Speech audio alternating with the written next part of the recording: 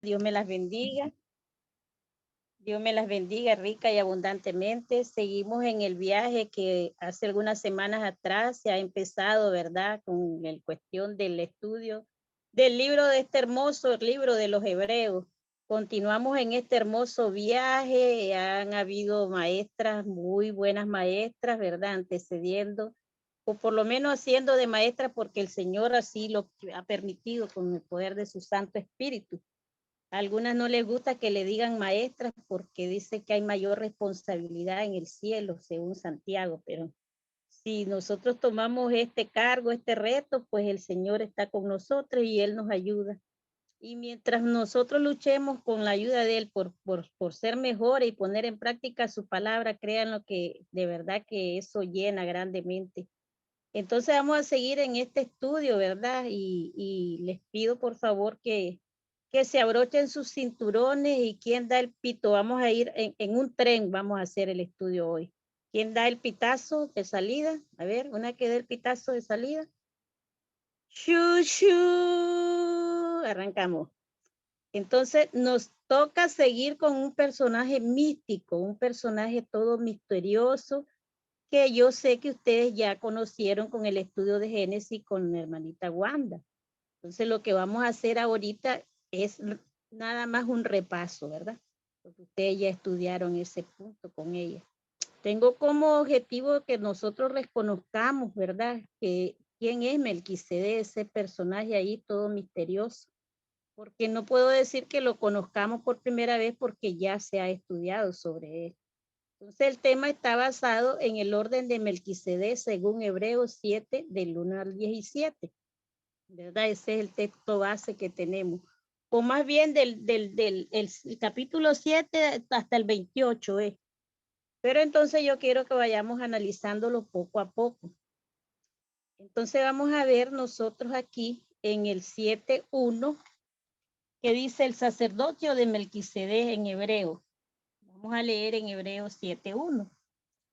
Porque este Melquisedec, rey de Salem, sacerdote del Dios Altísimo, que salió a recibir a Abraham, que volvía de la derrota de los reyes, y le bendijo, dice el 2, a quien asimismo dio a Abraham los diezmos de todo, cuyo nombre significa primeramente rey de justicia y también rey de Salem, esto es rey de paz. O sea, aquí se está en el capítulo, en el versículo 2, se está dando a conocer lo que es, lo que significa ese nombre de este personaje místico, misterioso, que habla aquí hebreo, y que solo se menciona, verdaderamente que solo se menciona en 3 libros de la Biblia. Allá lo vamos a analizar en la tarea que les dejé de que leyéramos, ¿verdad? Yo también lo leí, el Génesis 14.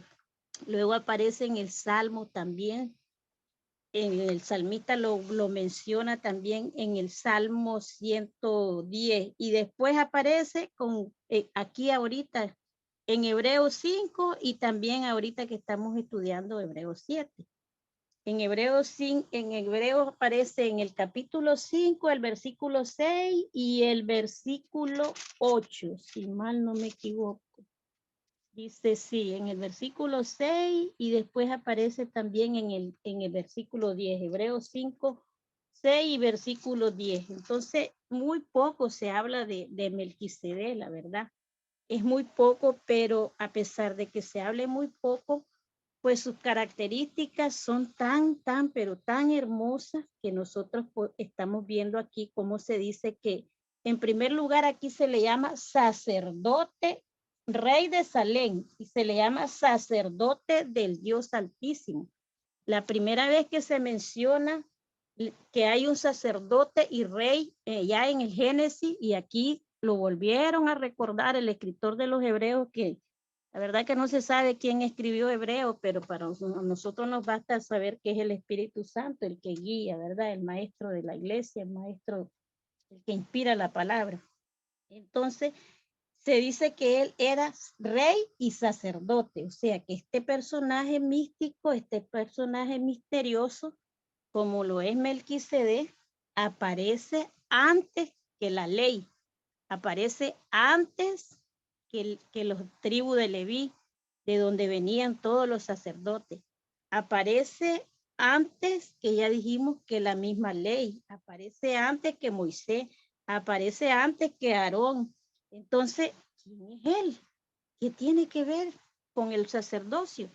Si todos los que tenían que ver con el sacerdocio tenían que ser primero de la tribu de Leví, y después de eso que tenía que ser de la tribu de Leví, tenía que ser de la descendencia de Aarón. Pero de este, ¿qué se dice? Que era un hombre llamado Melquisedec, rey de justicia y también rey de Salem. Algunos estudiosos dicen que ese Salem era un lugar en Jerusalén. Otros creen que ese Salem se deriva de la misma palabra Jerusalén. Pero bueno, no nos metamos tanto en esas cosas porque podemos salir mal. Mejor las cosas reveladas que están en la Biblia son las que es bueno entender. Las que no se quedan en misterio, como lo dijo el mismo apóstol Pablo. Y entonces dice el 3, que no tenía padre, sin madre, sin genealogía, que ni tiene principio de día ni fin de vida, sino hecho semejante al Hijo de Dios. Aquí está el punto clave. Hecho semejante al Hijo de Dios, permanece sacerdote para siempre. Entonces aquí es lo que hay que analizar. Fue hecho semejante al Hijo de Dios. Recuerden que había una orden, ¿verdad? La orden que venía acerca, en este caso no orden de mandato, sino la orden en cuanto al punto de que todos los sacerdotes debían de ser bajo la dirección de Leví, de la tribu de Leví.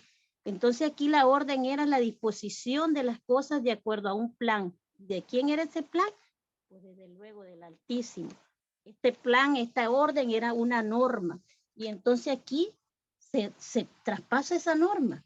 Sí, sí la traspasa, pero es Dios Padre. ¿Qué no puede hacer Él? Él es el que puede hacer todo, Él es el dueño y señor de todo lo creado. Entonces, Él permite que este personaje sin genealogía, sin padre, sin madre, sin nada, sea constituido rey y sacerdote. ¿Para qué? Para que del linaje, de la descendencia de él, entonces viniera el Cristo a constituirse sumo sacerdote y que no tenía que ver nada con la tribu de Leví, pero hablé más, no es del linaje, sino del cielo. Él bajó del cielo. ¿Cómo? No me pregunten porque la verdad que nadie sabe. Eso solo le toca a Dios. Dios permitió que él naciera y que viviera. Y si hay ese lugar llamado Salem, pues vivió en Salem. Pero de eso la Biblia no habla nada tocante a eso. Solo se dice que era un rey de justicia y que era el rey de Salem. Entonces, que no tenía mamá, que no tenía papá, que no tenía descendencia, que no se sabe de dónde vino, eso solo lo permite Dios. O sea, que nosotros lo que podemos considerar en este punto es que él era sombra, nada más, un reflejo de la gloria del Hijo de nuestro Señor Jesucristo. Entonces dice el 4, considera pues cuán grande era este, a quien aún Abraham, el patriarca, dio los diezmos del botín. Aquí es donde va el tema de la lectura que hicimos allá en el Génesis 14, que no lo vamos a leer porque no hay mucho tiempo, por eso les pedí que lo leyeran, que yo sé que ya ustedes lo entendieron. Con ese punto, lo que vamos es a narrar brevemente algunos acontecimientos. Se dice ahí en el Génesis 14 que en los días de cuatro reyes, que eran Anrafel, aquí lo voy a leer, no crean que me lo aprendí de memoria. En los días de Anrafel, de Ariós, de Kedorlaomer y de Tidal, unos reyes de cada uno de diferentes lugares. Estos cuatro reyes hicieron guerra, dice, contra 5 reyes de los sodomitas y de los de Gomorra, y que todos se juntaron para guerrear. Aquí se menciona la primera guerra en el Génesis, en el valle de Sibín, que es el mar salado, dice. Entonces, ¿se acuerdan cuando Abraham y sus sobrinos se separaron porque se habían enriquecido sobremanera allá en el capítulo 13 del Génesis? Y entonces habiendo tomado una decisión errada, se fue a morar a la llanura del Jordán. ¿Se acuerdan de esa historia? Sí, se acuerdan. Y entonces él se fue poniendo y poniendo avaramente sus tiendas, hasta que llegó, lamentablemente, mala decisión a la tierra de Sodoma y Gomorra, Lot. Entonces, ahí en ese Sodoma y Gomorra, como ya nosotros sabemos que el Señor la quemó y todo lo que había de pecados ahí se cree que empezó el homosexualismo. Yo sé que ustedes conocen esas historias tan tristes y aberrantes. Entonces ahí se fue a instalar y de ahí salió esa primera guerra. Entonces cuando se da esa primera guerra contra 4 reyes contra 5, siempre uno con más ventaja que los otros, entonces allí Lot queda preso. Lo detienen los reyes estos, llamémosle los reyes malos, como si fuera una película, los malos con los buenos. Entonces salieron a la guerra y entonces, por cierto, como les decía, es la primera guerra bélica que se registra bíblicamente. ¿Y quién diría que sería el héroe, el gran patriarca Abraham? Porque Abraham, como es el tío de Lot, llegaron a avisarle unos criados, unos que estaban ahí en la guerra, de que habían secuestrado a su sobrino. Entonces él se dispone y dice la Biblia exactamente que con 318 de sus siervos se va a liberar a Lot. Entonces él se va a liberar a Lot y cuando pasa eso, él sale victorioso porque el Padre, Dios Altísimo, le da la victoria a Abraham. A mí de verdad, cuando lo leí, no esta vez, la primera vez que lo leí en mi vida, me pareció todo raro oír que a Abraham pues peleando, ¿verdad? Pero sí está ahí ese relato en el Génesis 14. Entonces Melquisedec, rey de Salem, dice, sacerdote del Dios Altísimo, sacó pan y vino después que ya vino de la derrota a Abraham y que liberó y que sacó a toda la gente, incluyendo a los que estaban cautivos, hombres, mujeres, niños y de todo. Entonces Melquisedec espera a Abraham y a Abraham, y aquí es donde se menciona, le da los diezmos. ¿Qué eran los diezmos? El 10% de todas las cosechas, en este caso no fueron las cosechas, de todas las cosas que él fue a agarrar a lo que ellos le llamaban el botín. Entonces, ¿qué cree que hizo este Melquisedec? Dice que lo recibió con pan y vino. Algunos historiadores consideran o teólogos que ese pan y vino era en representación de lo que hacemos nosotros en la conmemoración del pacto, de la renovación del pacto, cada primer día de la semana.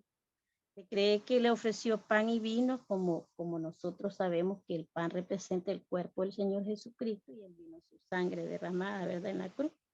Bueno, la cuestión es que él, aquí, acuérdense quién era Abraham para los judíos, el padre de la fe, el amigo de Dios, el patriarca, de cuya descendencia, según el Génesis 12, se da la promesa de que en su simiente serían benditas todas las naciones de la tierra. Y entonces, este grande, considerado grande entre los judíos, aquí resulta ser pequeño, menor a la par de Melquisedec. Entonces viene y Melquisedec bendice a Abraham. Dice que lo bendijo y no es cualquier bendición, es una bendición especial. Entonces, cuando él lo bendice, este Abraham reconoce que está ante alguien pues de más poder, llamémoslo así, que de él. Entonces conozcamos a Melquisedec. Aquí podemos ver, ¿verdad?, cómo Melquisedec, sinceramente, habría que analizar, es una sombra o una representación de nuestro Señor Jesucristo. Melquisedec, por eso el salmista, inspirado por el Espíritu Santo, escribe mucho tiempo después. Imagínense que antes que viniera la ley, antes que se diera el orden sacerdotal por las tribus de Leví, 400 años antes aparece esta historia, aparece Melquisedec. Nada tenía que ver todavía la ley, porque no se había tocado todavía el punto de la ley. Después, años después, muchos años después, se vuelve a acordar y el salmista en el Salmo 110:4 le dice de Melquisedec. ¿De quién habla el salmista? ¿Quién sería sacerdote para siempre?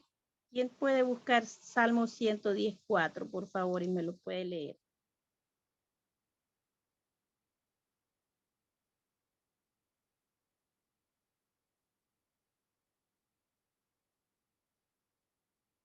Salmo 110:4 dice, juró Jehová y no se arrepentirá. Tú eres sacerdote para siempre según el orden de Melquisedec. Amén. Ok, entonces podemos ver, amén, gloria a Dios. ¿De quién habla el salmista? ¿Quién sería sacerdote para siempre según el orden de Melquisedec? Está hablando a nuestro Señor Jesucristo. Él sería sacerdote para siempre. ¿Se acuerdan cuando el caso de los sacerdotes que eran débiles, hombres, constituidos, ¿verdad? Por la ley misma, era la que les decía, ahí está en número 18:21, por si lo quieren leer después. La ley misma era la que les daba la autoridad. Tenía que ser nada más los descendientes de la tribu de Leví. Los hijos de Aarón, mientras estuvieron vivos, empezaron el sacerdocio. Dice el 5 aquí en Hebreos 7:5. Leví. Ciertamente los que de entre los hijos de Leví reciben el sacerdocio tienen mandamiento de tomar del pueblo los diezmos, según la ley, es decir, de sus hermanos, aunque estos también hayan salido de los lomos de Abraham. Pero aquel cuya genealogía no es contada dentro de ellos, tomó de Abraham los diezmos y bendijo al que tenía las promesas. ¿Quién tenía las promesas? Abraham. A Abraham se le habían dado las promesas. Entonces, aquí queda claro lo que dice el apóstol Pablo en las escrituras a los romanos. Juan, ¿qué cosa es mayor, la ley o las promesas? En este caso, las promesas. El Señor lo que promete cumple. Él le prometió a Abraham que en su simiente iban a ser benditas todas las naciones de la tierra. Y aquí él es bendecido por Melquisedec. Melquisedec representando al Señor Jesucristo. Nosotros no podemos decir, hermanas, confiadamente que es Jesucristo, pero sí lo que entendemos claro, que es un tipo de Cristo, que es una sombra de Cristo, un reflejo de Cristo, este Melquisedec.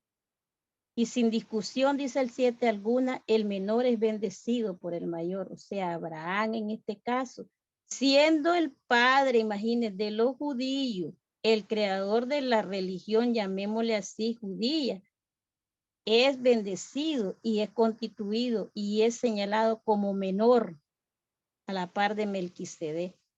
¿Cómo puede ser eso? Si no es porque Melquisedec es antes que Abraham. Melquisedec es antes que Adán mismo. Melquisedec es antes que todo, porque Melquisedec es del cielo.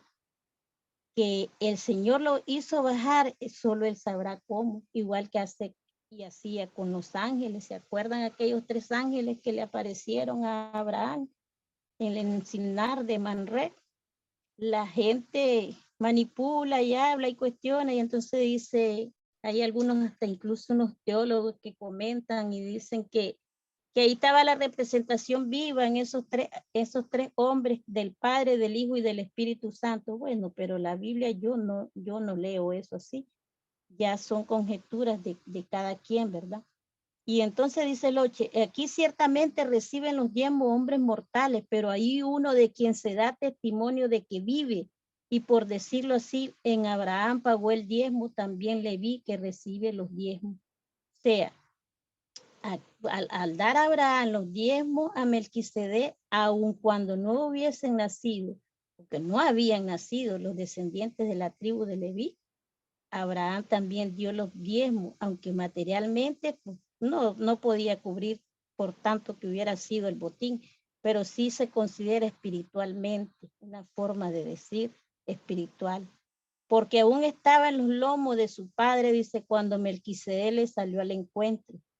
Si pues la perfección fuera por el sacerdocio levítico, porque bajo él recibió el pueblo la ley, ¿qué necesidad habría aún de que se levantase otro sacerdote según el orden de Melquisedec? Esto nada más que es providencia divina. El Señor sabía que en un tiempo, en una dispensación de su tiempo, el sacerdocio levítico iba a tener fin. Nosotros sabemos y vamos a ver cuando estudiemos el capítulo 8, que ya está próximo a venir, que Cristo es mediador de un nuevo pacto. Entonces, Él lo constituyó, puso a Melquisedec para que antes que se diera la ley y se acabara el sacerdocio levítico, entonces Cristo, según el orden de Melquisedec, fuera constituido sumo sacerdote. Y ya nosotras sabemos para qué fue constituido sumo sacerdote.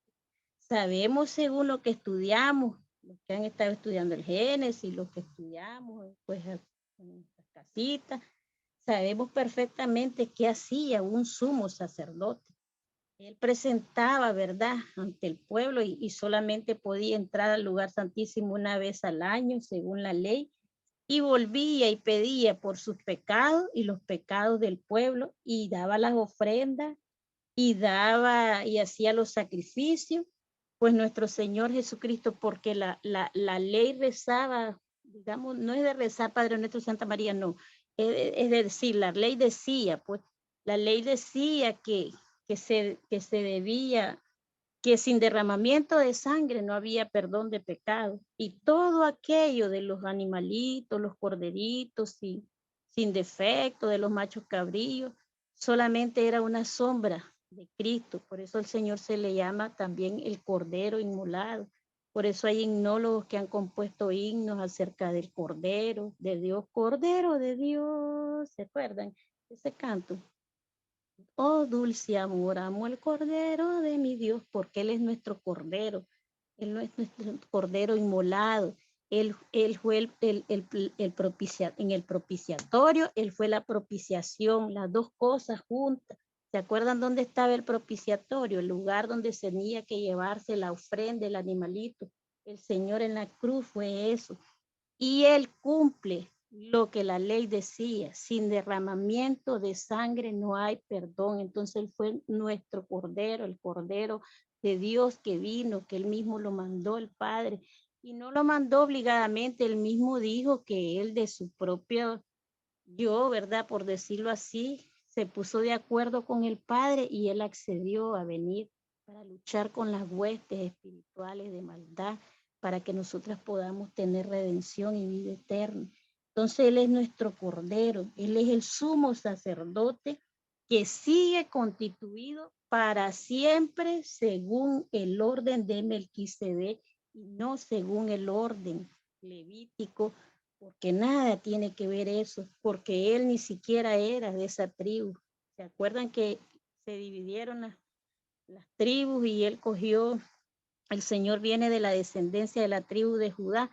Entonces, nada tenía que ver la tribu de Judá, ahí lo dice el escritor, que no tenía que ver nada en el 14, porque manifiesto es que nuestro Señor vino de la tribu de Judá, de la cual nada habló Moisés tocante al sacerdocio. Él no dijo nada, nada tenía que ver la tribu de Judá, si era una de las más pequeñas, además de la que le seguía, de la de Benjamín. Y esto dice, es aún más manifiesto si a semejanza de Melquisedec se levanta sacerdote distinto, no constituido conforme a la ley del mandamiento acerca de la descendencia, sino según el poder de una vida indestructible. Pues se da testimonio de él, tú eres sacerdote para siempre, según el orden de Melquisedec. Entonces, el otro día oí hablar a alguien, lamentablemente está la apostasía en vino y en vivo, y de eso se trata, que también nosotras pues conozcamos bastante, lo más que podamos. Esto que yo estoy hablando, hermana, es muy poco para lo que se le puede extraer. Siempre hay que buscar que uno sea autodidacta, vivir investigando, vivir buscando, conocer, porque por eso el Señor quiere que nosotros escudriñemos las escrituras, dice, escudriñemos, saquémosle. Que ustedes puedan decir, la hermana Isabel dijo, pero esto no me pareció, entonces vaya, investigue, como dice que hacían los hermanos en Berea, porque yo estudié un poco, pero si usted puede seguir estudiando, buscándole más, hágalo, mi hermana, hagámoslo, porque es un mandamiento. Entonces dice que está constituido él, según el orden de Melquisedec, le decía de la apostasía. Oía a unas personas de la religión tradicional, ahí me disculpan si hay en la sala alguna hermanita de la religión tradicional, de los católicos, pues, pero no es por señalar a nadie en específico. Estaba diciendo un sacerdote, estaban ellos en una contienda que bien feo, porque eso no es correcto hacerlo, aunque el Señor manda a contender ardientemente, dicen Judas, por la fe, pero no era no así de esa manera, no, ellos lo estaban haciendo como en competencia. Entonces el hombre evangélico, porque era evangélico, le planteaba al sacerdote, a ver, ¿cómo es que usted puede decir que ustedes son sacerdotes si ya no hay levitas? Y le plantea en realidad con Biblia ese punto esencial. ¿Cómo puede ser que digan ustedes que son si ya no hay israelita, ya no hay levita? Y todos los sacerdotes, y le leyó Levítico y le citó los textos que están allí y que es una realidad. Pensé yo antes que él contestara, el sacerdote. Bueno, voy a ver con qué sale porque aquí no hay vuelta de hoja, como decimos nosotros en Nicaragua. Es verdad, ¿con qué va a salir? Entonces, increíblemente, le sale con este planteamiento de que ellos son sacerdotes, los católicos, según el orden de Melquisedec. Jesús bendito, qué barbaridad. Si según el orden de Melquisedec solo Cristo fue constituido sacerdote, ¿por qué? Porque Él es el que dio su vida por nosotros, en rescate por nosotros, por todo el que vaya llegando aún por Él mismo sacerdote si se arrepiente y pueda llegar a conocer el plan de salvación que Dios ha dejado, oír, creer, arrepentirse, bautizarse y permanecer fiel hasta la muerte en la doctrina de Cristo. Porque lamentablemente el mismo pastor evangélico, que le llaman ellos, evangélico, ¿verdad? Estaba errado, pero vamos que en ese punto pues estaba bien. Y este católico no sabía yo que tienen esa defensa. Y analizando otra cuestión ahí por medio de Google, me voy dando el pegón y viendo que los de mormones, que le llaman la iglesia de Jesucristo de los últimos días, que son los mormones, también estos tienen los elders, los aquí, y también dicen que vienen de la descendencia de Melquisedec, Padre eterno. Qué gran confusión.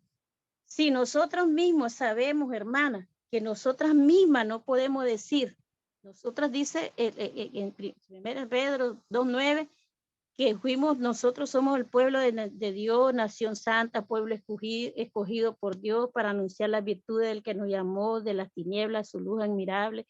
Y dice que también nosotros somos un pueblo santo, de sacerdotes santos, pero yo no puedo decir que soy sacerdotisa.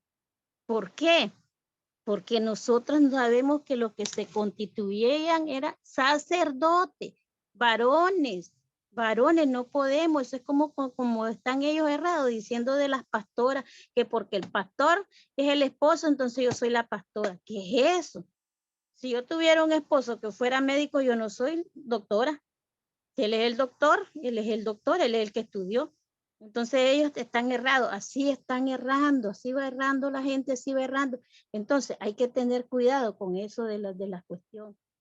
Puedo decir que que los varones son sacerdotes porque él los puso el Señor en ese sentido, como intercesores. Espiritualmente, un hermano es un sacerdote de Cristo, el cabeza de familia, él está como intercesor, puede interceder por por su esposa, por sus hijos, por su familia, por la iglesia, pero nosotras no somos sacerdotisas, no sé, eso se los dejo a ustedes que lo investiguen como tarea. Yo analizo eso. Entonces dice el 18, Queda pues abrogado el mandamiento anterior a causa de su debilidad e ineficacia, pues nada perfeccionó la ley y de la introducción de una mejor esperanza por la cual nos acercamos a Dios. Eso es muy cierto. Nada perfeccionó la ley. Nada, nada. Todo lo que era la ley era sombra. ¿Que la ley era mala? No, de ninguna manera. Pero si ella eficazmente se cumplía, entonces funcionaba. Porque todo en la ley decía, haz esto y vivirás. En la misma posición parecidos estamos nosotros. No podemos nosotros atarnos, como dice el apóstol Pablo allá, siendo nosotros aquí, habiendo sido injertados en el olivo silvestre. No podemos actarnos, no podemos estar pensando, ay, que los israelitas, que cuánto que hicieron y les dio esto el Señor y les dio lo otro. Si así parecido nos pasa a nosotros. También nosotros vivimos fallando. La gran ventaja es que ahora estamos bajo la gracia y bajo la gracia nosotros nos cobijamos y vamos, nos hincamos, pedimos perdón. Pero qué lindo es para el Señor. Nosotros lo sabemos y lo entendemos. Que lo que yo hacía ayer ya no lo siga haciendo hoy. Para que no tenga que vivir como dice en Romanos 6, perseverando en el pecado para que la gracia abunde. Entonces, la ley no perfeccionó nada. Cristo es el de toda perfección. Y nosotros estamos mandados a asemejarnos a Él.